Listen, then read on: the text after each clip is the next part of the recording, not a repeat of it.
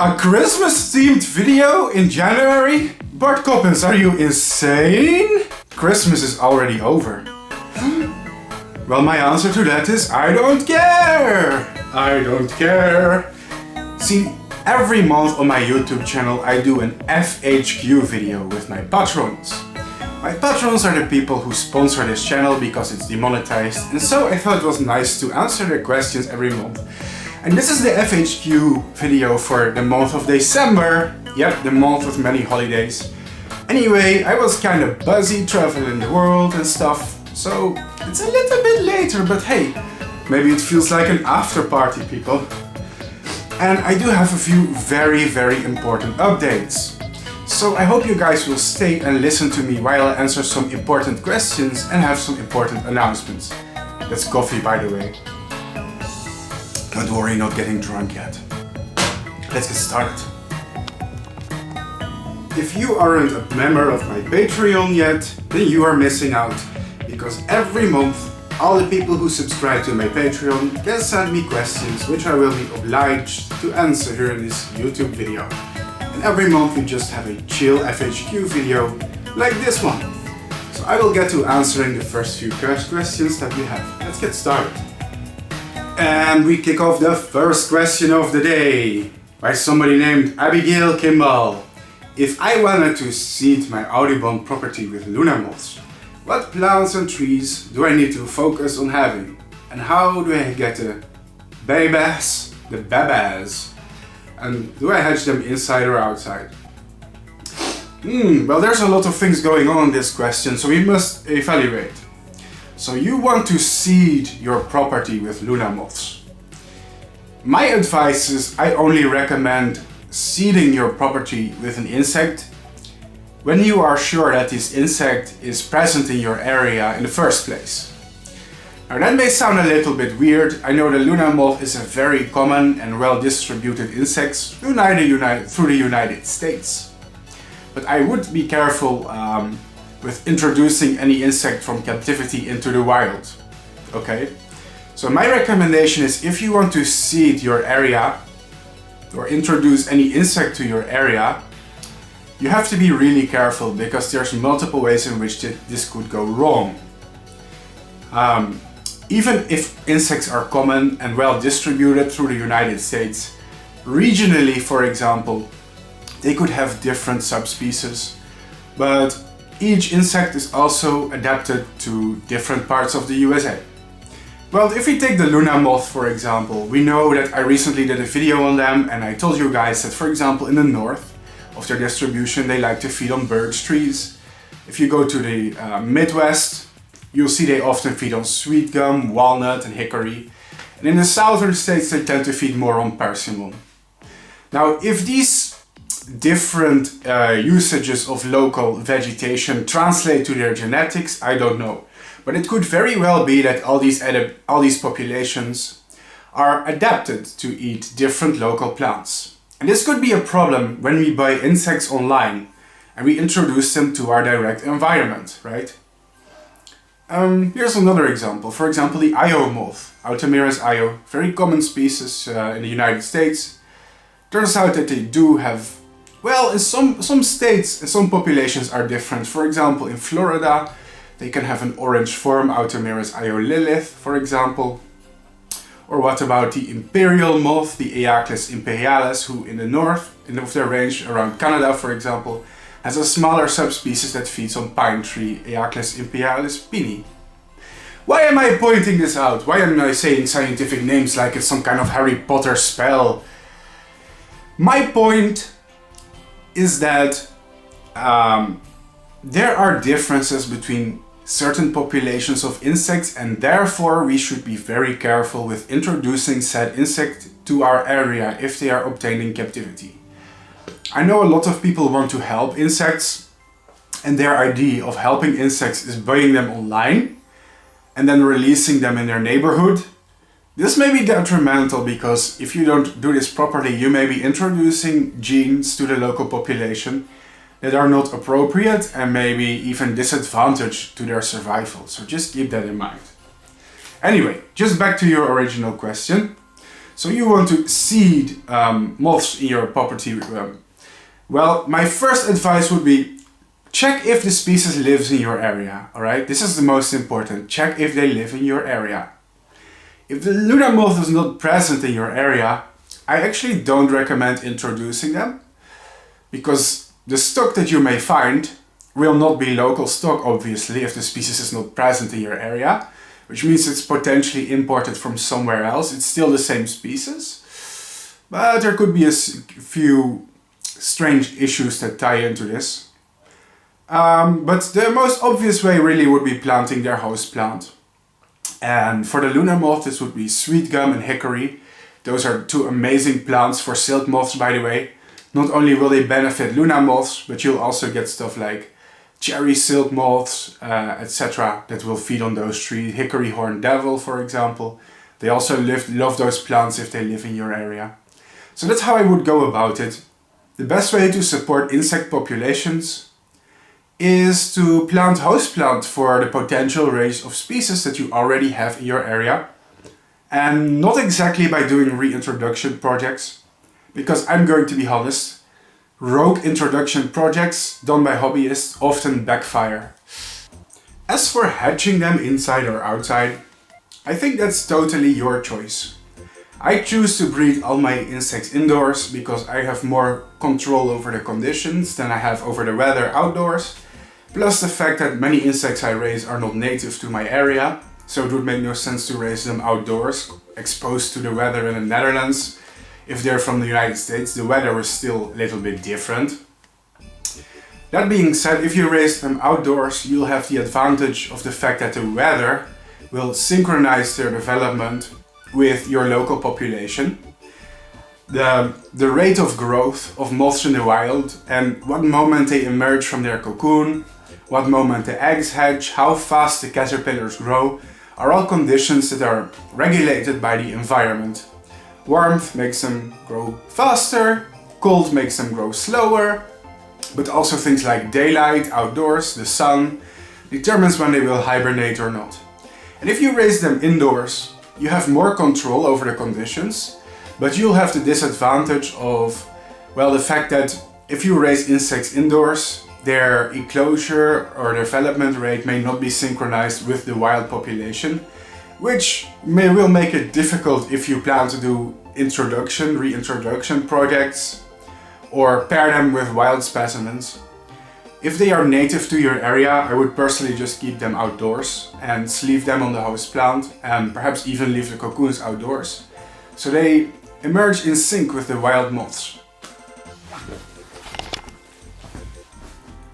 As for how to get the babas, it's a difficult question because I think you live in the United States, right? Unless I'm mistaken. Maybe you're in Canada. I think it's the United States. Anyway, the most important thing when you order insects online is if it's legal. Now, where I live in Europe, it's kind of unregulated. I can pretty much order almost any species I like, which may be unfair to the people in America because they need permits to keep exotic species. Life is unfair, but hey, you have guns and freedom, right? No, let's not get political. Anyway, I imagine that the lunar moth is a very species in the hobby, and particularly so in the United States where it's native, where it is one of the native insects that you don't need an export permit for to obtain. So I would get in touch with local breeders. A good way is to check InsectNet or the forum Arctias, or even Facebook. There's communities with breeders you can connect with, and typically they can sell and share eggs and cocoons sometimes. But my advice is, do be careful with introduction projects. I think that when we want to influence wild populations of insects, it should be done by, well, it should be a controlled program, really, controlled by scientists or even the state, and not just a bunch of enthusiasts. Because even despite your good intentions, sometimes it backfires. So make sure that you know what you're doing. Anyway, with good luck with your lunar moths. Obtaining them should not be that difficult in the United States, I think. There's also a really long video I made on lunar moths recently. You may want to check that one out if you breed them. It has a lot of information already. So let's move on to the next questions. Now we have 2 questions from one of my patrons. His name is Sylvain Caronel, and his first question is tips to fight diseases that could ruin a great breeding in just a few days. Any stories that you can share? Ooh, yeah. The thing about butterflies and moths, especially their larval forms, is that they are extremely susceptible to diseases. It's hard to prevent even in lab-controlled conditions. Not many people know this, but a lot of these viruses are actually innate to the caterpillars. It can be inherited for generations while they stay dormant. I suspect a lot of butterflies and moths have viral genomes of viruses embedded in their DNA, and only under certain stress conditions they are triggered and make the caterpillar sick. There's also a ton of microorganisms in our environment that can kill insects. Anything from fungi that are usually innate to the plants that we feed the caterpillars, usually have some degree of fungi on them. Bacteria, usually a very famous one, the Bacillus thuringiensis virus. All in all, it's really hard for 100% prevent it. But it's possible to reduce the chances of your caterpillars becoming infected. The first thing that's very important, I guess, is not overcrowding. And this is something that, well, think about the coronavirus pandemic when the virus broke out and how we were advised to distance ourselves from each other, like keep 1.5 meters distance between you and the other person. Viruses and other pathogens too, they proliferate when there's a lot of individuals in a small surface area, high density. And the same is true for caterpillars, especially considering that in the wild, the caterpillars of many species are solitary and would have a lot of space for themselves. Think about a Luna moth caterpillar, like in the wild they would be on this huge tree, and each caterpillar would have a massive amount of space for himself. Whereas the high densities in captivity, where you have like 30 caterpillars in one small cage, is highly unnatural. It's an unnaturally high density for most caterpillars. I know there are social species that do live in high densities, but okay. What we have in captivity in most cases is an unnaturally high density of insects, making it extremely easy for the viruses that target them to proliferate and wipe all of them out. So my first tip of the day would be give them space, don't overcrowd them. By overcrowding caterpillars, they will be much more prone to becoming infected, in my opinion. If you can, buy large enclosures, buy large cages, give the caterpillars a lot of space to roam, and when they can spread out, if it's a solitary species, that will reduce the degree of infection somewhat. Secondly, I would say disinfection. I don't disinfect my cages and equipment that often. Maybe I should, because it can help in some circumstances. For example, washing the cages with bleach could help, or disinfecting alcohol, like the ethanol or methanol that you can buy at sometimes convenience stores that can be used to clean surfaces and disinfect them. It helps to wipe out pathogens in your breeding equipment, which is important because they can actually stay there for a long time. Virus particles can remain dormant for a long time and reinfect caterpillars after months or maybe even years. Not many people think about this, but it's actually quite possible. Caterpillars also have an alkaline gut, and a lot of viruses and bacteria that target them. I think it's nucleopolyhedrosis virus, for example. They produce these capsids that dissolve in the alkaline gut of caterpillars, which are then broken down and release virus particles. So cleaning the cages with an alkaline solution like bleach, I think, will help destroy these pathogens. So yeah, it's a combination of good hygiene, giving them a lot of space, and controlling the conditions to be optimal, because when caterpillars are stressed, their immune system will suffer and they become immunocompromised, and caterpillars that are kept in suboptimal conditions, that are feeling more environmental stress, will be more prone to becoming sick or infected than healthy ones. So try to emulate the natural conditions they experience in the wild as good as possible. If you're really paranoid about diseases, disinfect them. Make sure you don't overcrowd them. Clean the cage regularly. Usually that helps prevent the disease to some degree. Don't keep too large numbers. The more caterpillars you have, the more likely it is that one of them will become sick and infect the rest. Smaller numbers of caterpillars can be more manageable than larger numbers of them. Yeah, make sure to clean, disinfect, use alcohol, use bleach solution if you want to. There's many ways you can reduce it somewhat. Even UV light can destroy pathogens like viruses, so picking leaves when they grow in sunlight, it helps. That being said, I don't know any breeder, no matter how successful they are, that is for 100% able to prevent diseases. That's simply impossible. They are innate to our environments, even indoors. And you would have to have really strict quarantined lab conditions to really rule out diseases for 100%. But here's some prevention tips.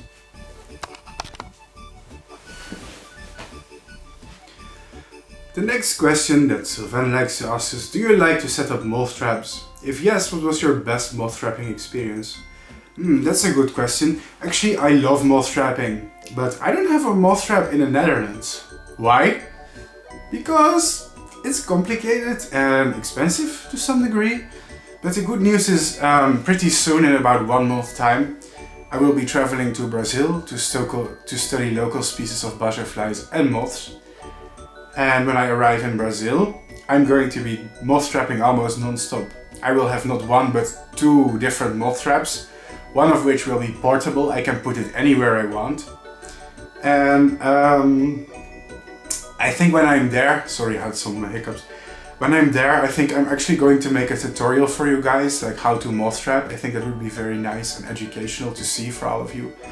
But the reason I haven't had much moth trapping videos on my channel is because, well, I do have experience with it, but it's limited. And I don't have my own trap here, sorry, in the Netherlands.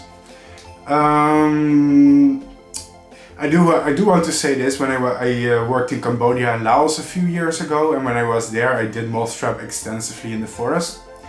I wish I would have documented that better, but back then my channel was still somewhat small, and I had a really cheap camera, and my expensive camera broke while I was there, so I didn't have any way to properly film it. So the good news is, if you are interested in moth trapping and my experience with it, soon, I think in a few months time, I can share a massive amount of videos with you. How to make a moth trap and the stuff that shows up in a moth trap. My experience so far is I love it. It's awesome. I wish I had my own moth trap here in the Netherlands, but I don't. Maybe if this channel grows bigger and I have more budget, I will afford myself one because it's pretty fun to do. So yeah, hope that answers your question. The next question sent by me is by Rachel BS. She asked me, who is your favorite lol cow? Yeah, this is not a question that most of my viewers will understand, since I have an audience that ranges from pretty young to pretty old. Not all of them are familiar with the term lol cow. It's somebody on the internet that's famous for being entertaining, but not in a good way. Usually in a way that they are ridiculed by the rest of the internet because people perceive them to be a bad or evil person. If I had to pick a lol cow, no one is going to understand this, by the way. Perhaps I would choose Dark Side Phil. I don't know. Crazy question though. Next question is by Nostalgia Carl. Carl, Abigail, Rachel and Sylvain, thank you very much for supporting my channel and sending me interesting questions. I feel like this FAQ, sometimes it gets views and sometimes it doesn't, and it really depends on what kind of questions I get. If people send me interesting questions, the FAQ is going to be more enjoyable to watch. If I don't get much questions, it's not going to be that entertaining. But today we're having nice questions, so thank you for sending your submissions and of course supporting my content. Nostalgia Carl asked me, what are your thoughts on the genus Nessea or the olive wings? They are the only known genus of Lepidoptera that produces blue pigment naturally. Well, I have to correct you on that one, because it's actually not the only species of Lepidoptera that makes blue pigment. There's actually, yes, it's true, it is a rare phenomenon. That's because structural coloration is much more easy attainable to butterflies than it is to produce blue pigment. Blue pigment in general in nature is somewhat rare. I think you mostly see it in flowers and stuff, but even in flowers, the blue pigment is sometimes a combination of other colored pigments that change color and combine into blue. For example, I think if they have green and yellow pigment, sometimes it combines into blue. Anyway, true blue pigment is pretty rare, but I know there's more butterflies that have it, such as butterflies in the genus of Gravium. Believe it or not, Gravium butterflies also produce blue pigments. And I'm pretty sure there's more examples, although it's pretty rare. I think it's cool, I would like to see them in the wild. Coloration of butterflies and moths is interesting, it makes them beautiful to us. But it's also a really interesting reflection of their environment. Because their shapes and colors are regulated by the environment, by external pressures that select for these colors. I think it is interesting, although when it comes to chemistry, I don't know that much about the chemical pathways that construct these pigments, but I know it happens in more species. Last but not least, we have a question from Rob. I think we all know Rob, I referenced him in my videos before. He's one of the top investors of my channel. Thank you, Rob, so much for your support. You know what you've done for me. I don't think I have to say it out loud, but you know it. Thank you, my man. And today I'm going to answer your question as well in this video. So, Rob Santos has a very philosophical question. It is, what is your top goal in life? What is my top goal in life?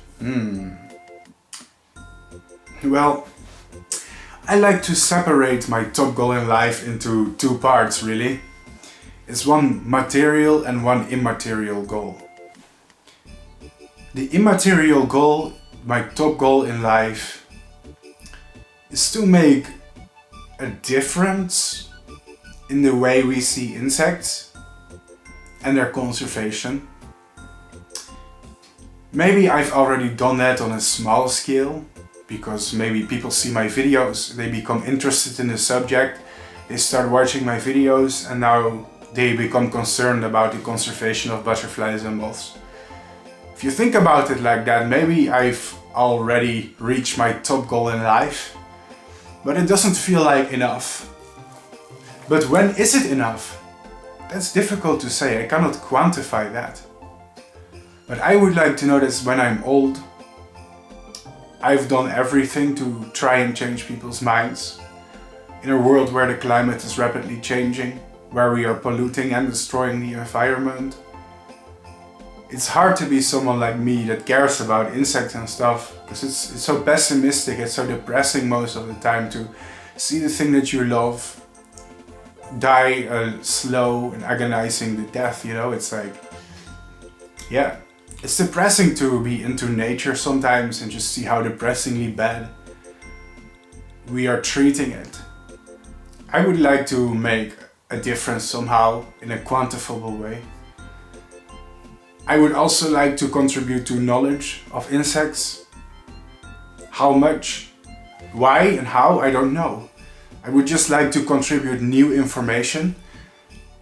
On this channel I often regurgitate information that's already known to science, but I bring it to the people. But I would also like to discover new information myself, like science. That's difficult because I did study biology in the past, but it really didn't work out super well. That's because I do have struggles when it comes to studying. I don't want to throw labels around, but autism, for example, is something that has a big impact on my life. Autism makes me a very disorganized person, makes it very hard for me to plan or to commit to something. I have a low executive functions and a bad concentration, so like having a degree is one way to do it and getting into the field. I don't know if that's going to happen. Of course there's other ways to do it, like YouTube. That's what I'm already doing, like growing my channel, growing my influence. But yeah, that's one of my top goals in life, is to know, to look at myself and to feel good about myself, about the fact that I made a positive difference. You know, I made people care about the environment, insects and other animals that are small and ignored. And people don't really advocate for their survival, sadly. So that's what I think. That's one of my top goals in life, the immaterial one. Now as for my material goal in life, well, I think it would be great to make a living from doing what I love, which is breeding butterflies and moths and talking about them.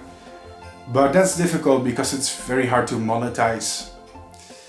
So if I could get to the point where just the internet sustains me full time, somehow, that's really difficult because no one is going to hire me, no one is going to pay me a salary to do breeding and research projects of moths in captivity, even though in my opinion it's really important. There's not many people doing it at all.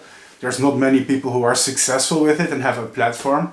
I'm one of the only ones, in fact.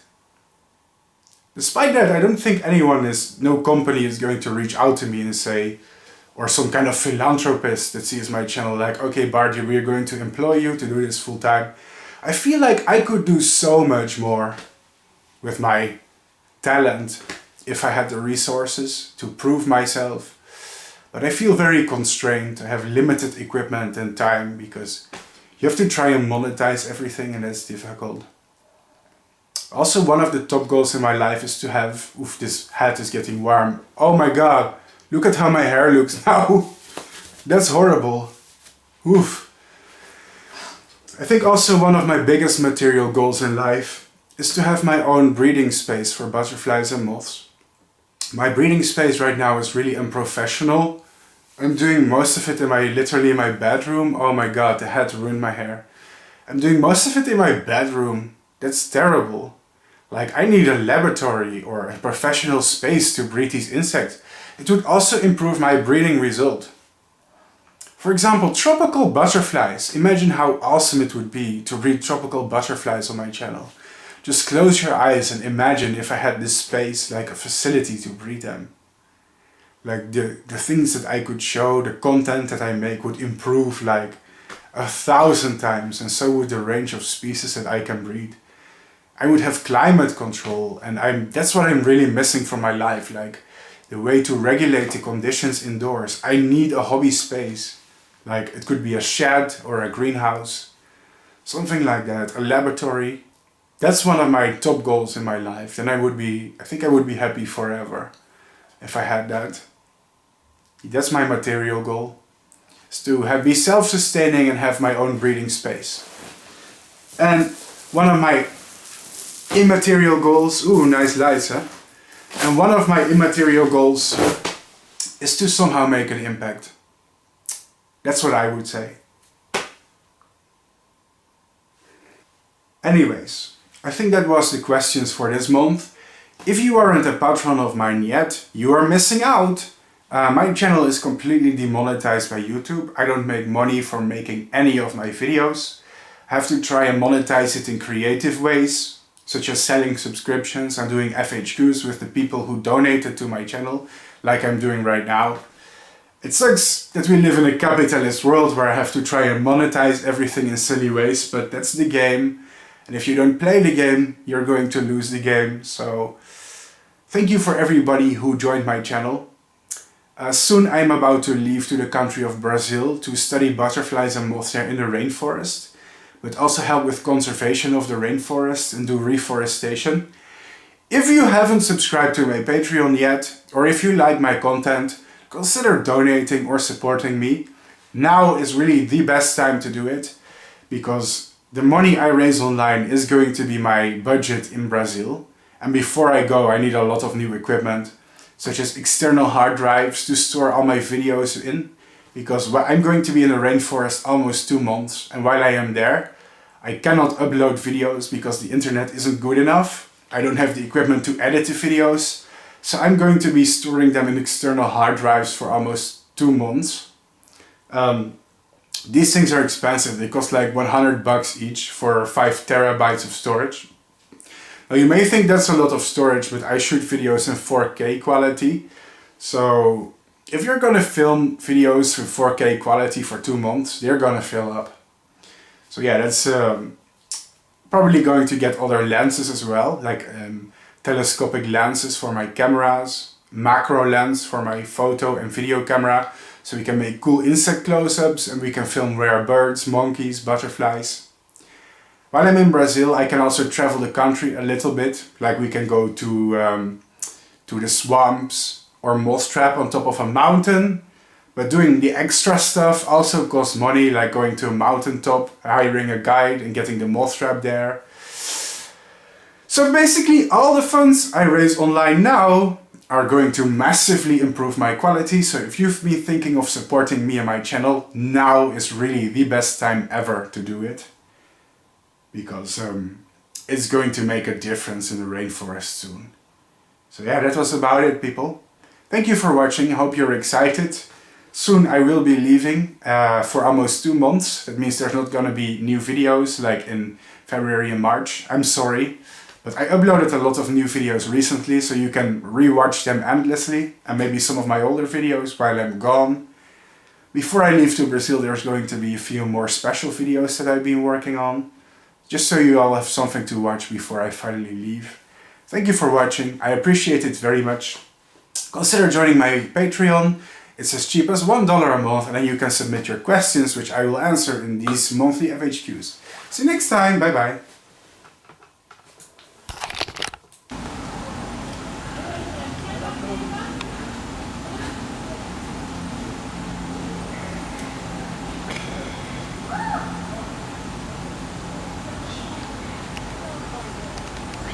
Congres.